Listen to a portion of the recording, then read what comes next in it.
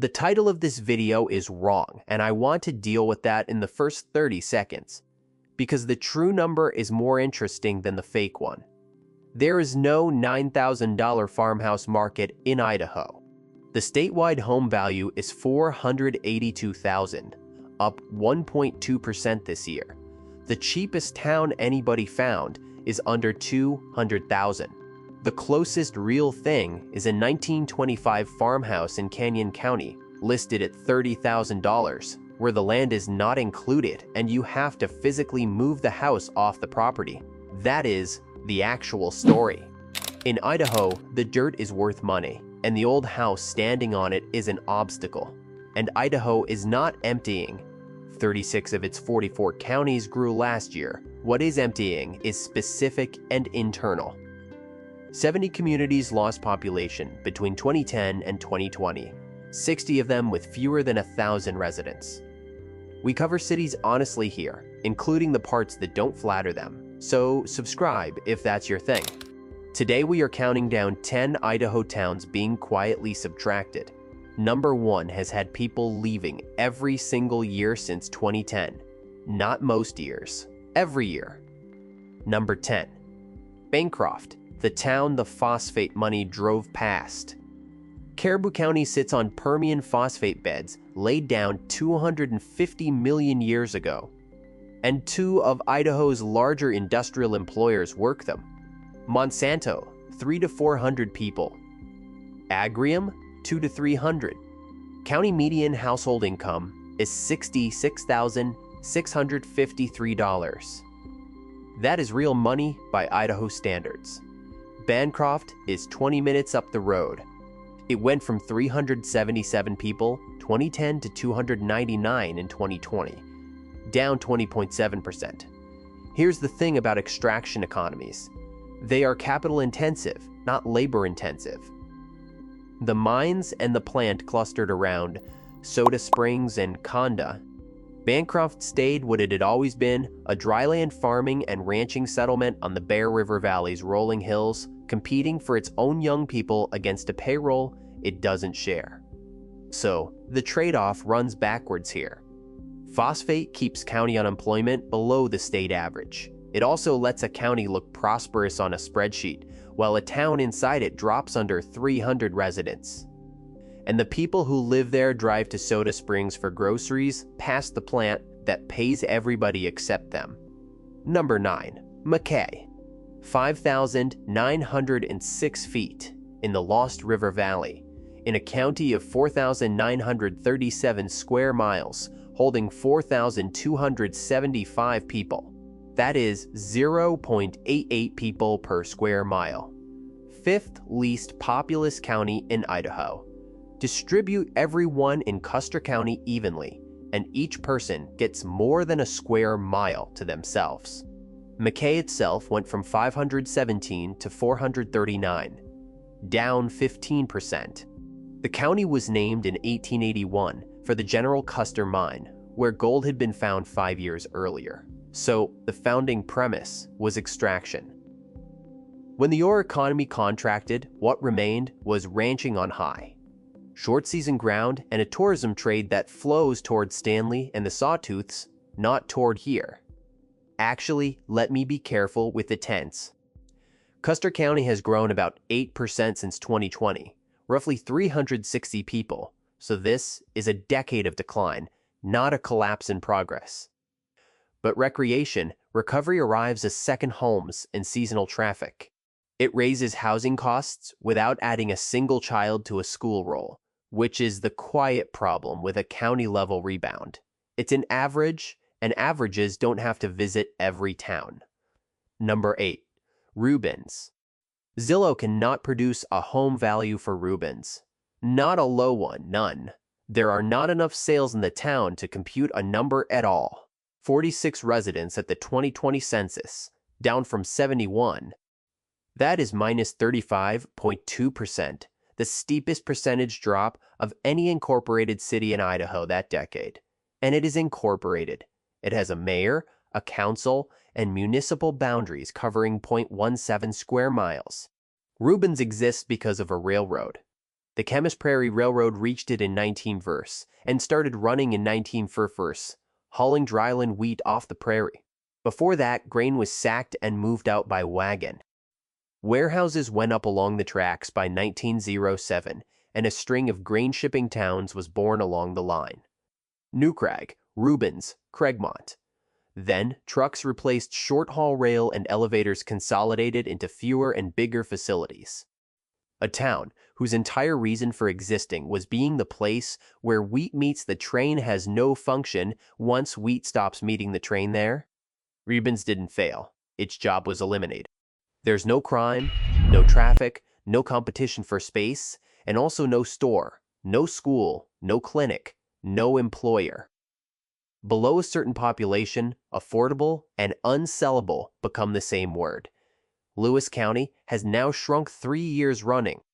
46 is not a floor. It's just the last number somebody wrote down. Number 7, Bovill. Hugh Bovill, son of Sir William Bovill, Chief Justice of the Common Pleas, bought Warren's Meadow starting in 1899 and built a hotel there in 1933. He and his wife Charlotte ran it for hunters and anglers.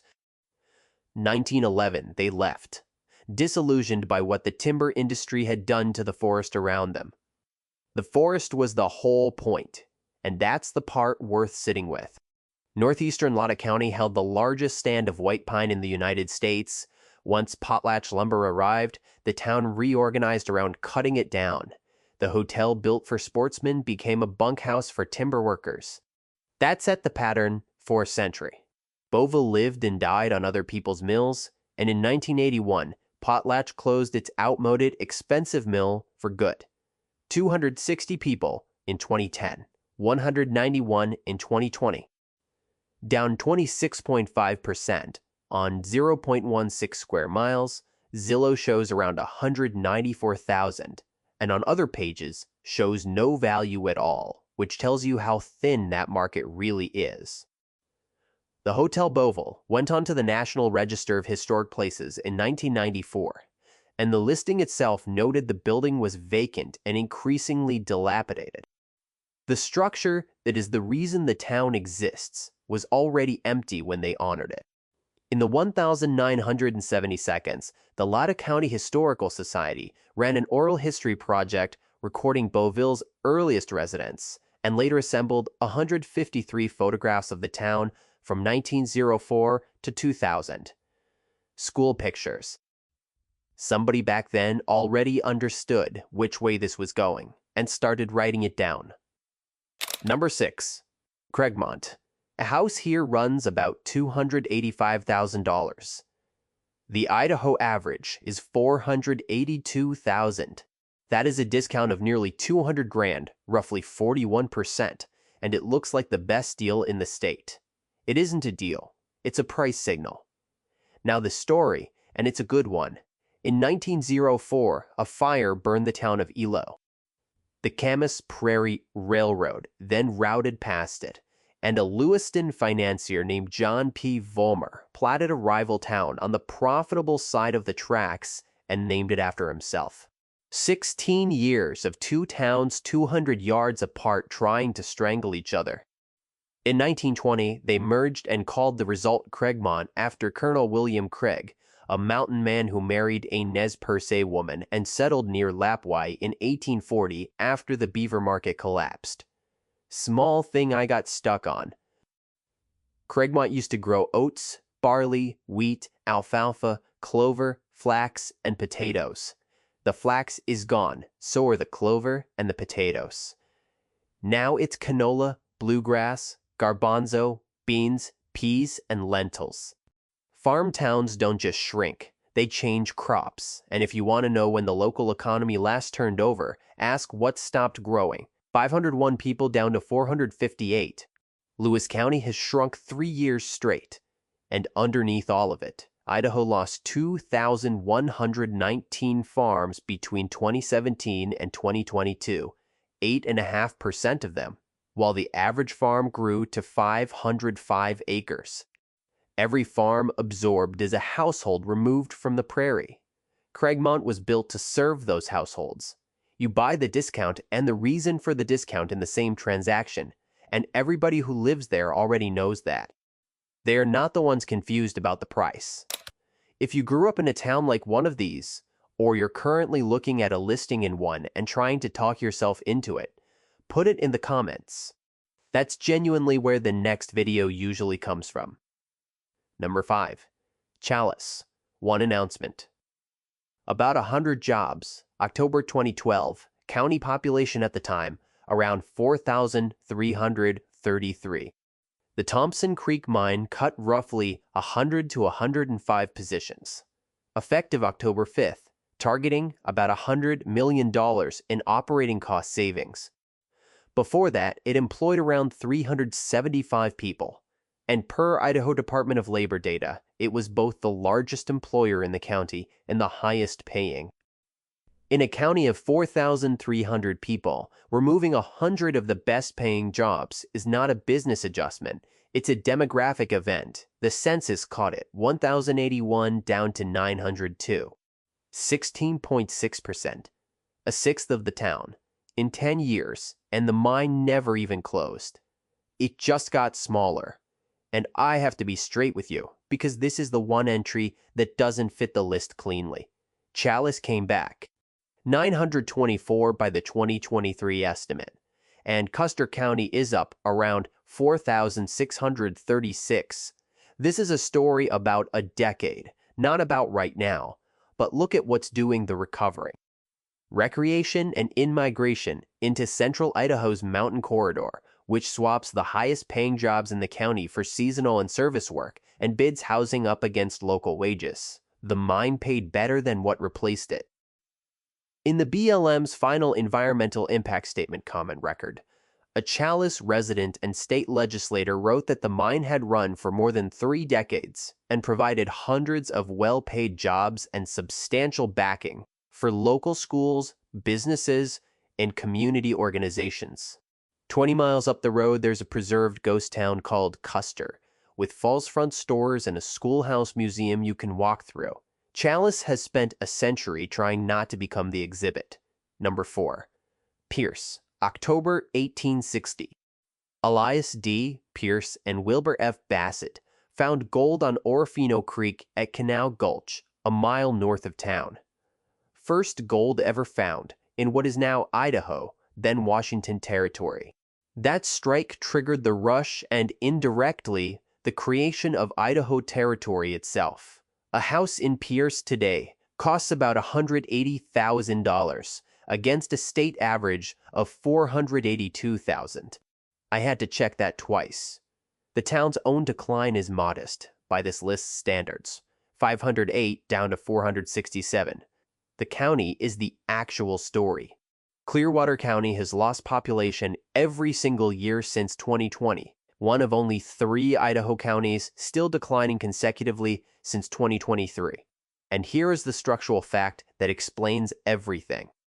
1% of Clearwater County land is available for private development. Another 29% sits under timber or agricultural tax exemptions. Not 1% is developed. 1% is available. Gold played out, timber replaced it, the plateau filled with camps and mills and the towns that housed the workers. And then federal harvests tightened, litigation intensified, and the mills consolidated and automated. So Pierce's houses aren't cheap because they're bad houses. They're cheap because the county around them has no mechanism left for generating value. Same plateau, Whiteby went from 441 to 400 homes in the 230s. Elk River built the first all-electric sawmill in 1911 and by 1912 was bigger than Orofino, with the local paper arguing it should take the county seat. Elk River's 2020 population was 139. If I were buying in Idaho on a small budget and I understood exactly what I was signing up for, this is the plateau I'd look at. That second clause is doing a lot of work in that sentence. The last 3 get heavier, and the last one is the reason I wanted to make this. Number 3, Arco. Carol Jardine was in high school, sitting in the old Walker Theater watching a movie, when the picture cut out and came back on. That was it. That was the entire experience. July 17th, 1955. For about an hour, Arco, Idaho became the first community on Earth lit entirely by electricity, generated by nuclear power, from the Borax-3 reactor at the National Reactor Testing Station out in the desert, now Idaho National Laboratory. Then conventional Utah Power and Light Service came back on. Jardine told East Idaho News the whole thing was kept very quiet and nobody knew what had happened until it was already over. Quick tangent. The town was nearly called Junction. Town leaders applied for that name. The Postmaster General rejected it as too common and suggested Arco instead, after J. von Arco, a German radio transmission pioneer who later became lead engineer at Telefunken and who happened to be visiting Washington at the time. A town in the Idaho desert named after a German engineer's travel schedule. I think about that more than I should. The numbers. 995 people, down to 879, minus 11.7%. Butte County is the third least populous in Idaho, 1.3 people per square mile. In 1949, the federal government put the testing station on 890 square miles of desert. In 1951, EBRI became the first reactor anywhere to generate usable electricity. In 1955, the hour, Arco got the fame. Idaho Falls got the payroll, going from 19,218 people to 33,161 between 1950 and 1960, as the station pulled in workers and their families. Arco is close enough to be defined by that lab, and 90 miles too far to be paid by it. On January 3, 1961, the SL-1 reactor nearby was destroyed by an operator maintenance error, and the steam explosion killed all 3 people present. The first fatal reactor accident in the world, and still the only one in the United States. Since 1920, every graduating class of Butte County High School has painted its year on the rock face north of town. They call it Number Hill. PERS. It's a literal climbable population chart, and in a town that's lost 12% of itself in a decade, each new number goes up for a class smaller than the one below it. Number 2, Orofino. Right now, there is a wine bar called Branch and Vines on a downtown block, and a shop called House of Juju, and the upper floors of old buildings being converted into apartments, and a 48-unit complex going up near the elementary school. Which is strange because Orofino lost 486 people between 2010 and 2020, from 3,142 down to 2,656. That is the largest numerical population loss of any community in Idaho that decade. So, rewind. October 4th, 2016. Tri-Pro Forest Products shut down near Orofino, and Clearwater County lost its last major mill. Roughly 50 jobs. The cause is specific and worth understanding, because it isn't the one people assume. Tri-Pro had bought 3 to 4 million board feet of cedar from a salvage sale after the 2014 Johnson Bar fire on the Lower Selway. Enough to run about 6 more months litigation by Friends of the Clearwater and Idaho Rivers, united against the Forest Service, stopped that sale. Then the logs ran out. Around the same time, Blue North in Kamaya told over 60 employees its mill was closing permanently on unstable log supply, and Kamaya dropped from 1,295 to 1,117. Catherine Tackey, regional economist with the Idaho Department of Labor in Lewiston, said on the day the mill closed, quote, "It saddens me deeply. It's been an important part of the Orofino area for a very long time. And the county cannot grow its way out because 1% of Clearwater County land is available for private development. A county of nearly 2,500 square miles, with essentially no private ground to build a tax base on. That public land is exactly why it's beautiful, why the recreation strategy exists at all, Dworshak Reservoir, the Clearwater River. It's also why the mill ran out of logs. Orofino can't fix the economy without access to the land, and can't keep what draws people if it gets it. Susan Jacobson at Clearwater County Economic Development says locals have strongly backed the new businesses, and there's a sense of excitement, though she'd call it cautious optimism. She also says, quote, "We're not super remote, but we don't have every convenience and every asset." Cautious optimism is an unglamorous phrase. It is also, after 30 years of mills closing, an enormous thing for somebody to be willing to say out loud. Number 1. Dubois. Net migration out of Clark County has been negative every single year since 2010. Not most years. In a state that spent most of that stretch among the fastest growing in America. Clark County is the least populous county in Idaho. 790 people at the 2020 census across 1,765 square miles. 0.56 people per square mile, one of the 15 sparsest counties in the contiguous United States. By 2025, the estimate was 783. It is one of the only counties in Idaho with no rebound at all. Dubois is the county seat, 677 people in 2010, 511 in 2020, down 24.5%. The shape of the history matters here, so let me back up. It started as a stagecoach stop at Dry Creek in 1864 on the road from Salt Lake to the Montana mines. It got its name in 1892 after Fred Dubois, Idaho's first U.S. Senator. It peaked in the 1,920 seconds at close to 1,900 people. By 1970, it was down to 741 as agricultural mechanization stripped out the labor that farms and ranches used to need. It climbed back to just over 1,000 by 2000. Then it went again. The last hit was industrial. In 2009, Idaho and Foods closed the potato processing plant in Dubois, eliminating more than 100 jobs in a county of under 1,000 people, and most of those workers left.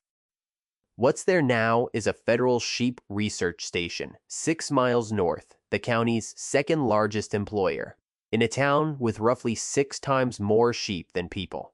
A courthouse, a school district, a gas station, and Ike's Market at the Interstate 15 exit.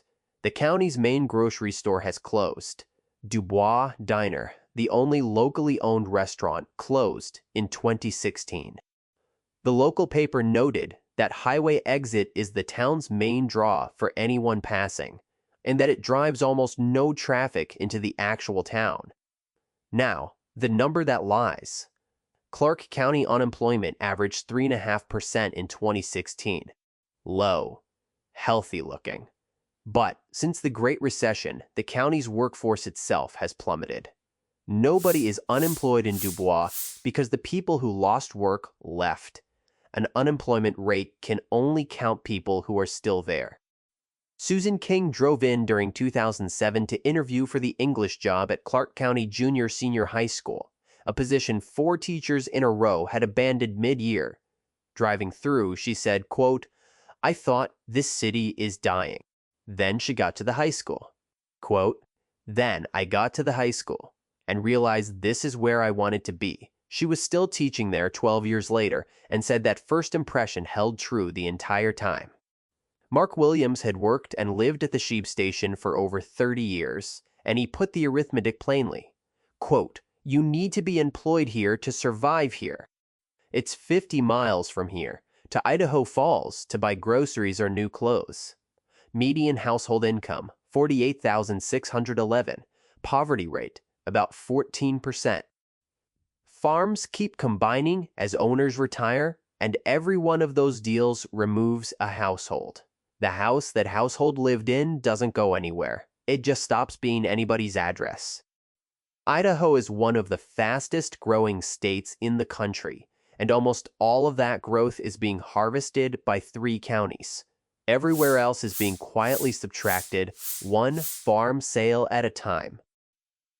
My pick off this list is Pierce, because the country up there is spectacular, and I understand exactly what the price is telling me. Tell me which one you'd actually move to, and which one you think we got wrong. Subscribe if you want more of these, and then picture the thing I keep picturing. The gas station at the Dubois exit, doing steady business, 50 yards from a main street, it is never once fed.